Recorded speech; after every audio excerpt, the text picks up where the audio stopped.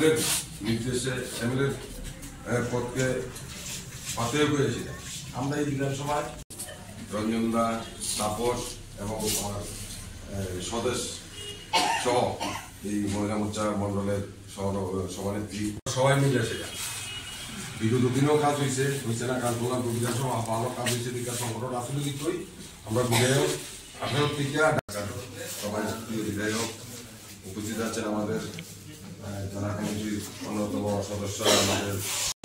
আজকে 27 কল্যাণ প্রবন্ধক মণ্ডলের আমি গত 23 তারিখ আমাদের রাজ্যের রাজ্য সভাপতির হাত ধরে আমাকে মণ্ডল সভাপতি দায়িত্ব দিয়েছেন।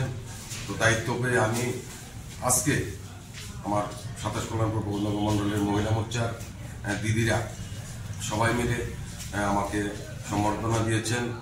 তো এবং ওনারা আমার পাশে থেকে এই মণ্ডলকে সারা রাজ্যের মধ্যে একটা সুন্দর সুঘটক মণ্ডল তৈরি করার জন্য তারা প্রতিজ্ঞাবদ্ধ হয়ে আজকে আমার সঙ্গে তারা কথা বলেছেন। তো আমি ওদের কাছে আশা রেখেছি যে আগামী দিন এই কল্যাণপুর মণ্ডল যাতে সারা ত্রিপুরা রাজ্যের মধ্যে আমাদের মহিলা শক্তি যারা মাতৃশক্তি সেই মাতৃশক্তিদের দ্বারা এই মণ্ডল যেন একটা 1 নম্বর মণ্ডল হিসাবে আমরা সবাইকে নিয়ে কাজ করতে পারি সে আশা বিশ্বাস আমি রাখছি।